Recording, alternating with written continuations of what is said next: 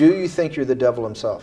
Lui, c'est Jeffrey Epstein, No, but I do have a good mirror. prédateur sexuel américain, mort en prison en 2019. Do you think you're the devil himself? I don't know. Why would you say that? Et cette interview fait partie des plus de 3 millions de nouveaux documents sur l'affaire Epstein, publiés par la justice américaine le 30 janvier. Il s'agit d'un entretien de 2 heures. On ne connaît ni sa date, ni pourquoi il a été organisé. Celui qui pose les questions, c'est Steve Bannon, ancien conseiller de Donald Trump. What are you, class 3 sexual predator?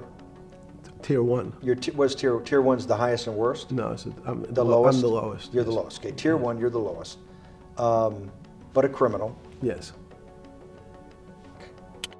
Ces nouveaux documents ont notamment révélé ou confirmé des liens entre le prédateur sexuel et plusieurs personnalités du monde entier. En France, c'est notamment la famille Lang qui est au cœur de la polémique. Sur cette vidéo, on peut voir l'ex-ministre français posé aux côtés de l'homme d'affaires américain.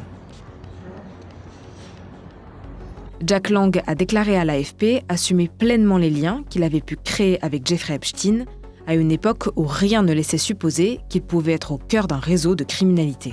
Les documents révèlent également que Caroline Lang, sa fille, a fondé une société offshore avec Epstein en 2016. Société qui n'a d'ailleurs pas été déclarée au fisc français. Caroline Lang a reconnu une naïveté confondante auprès de Mediapart.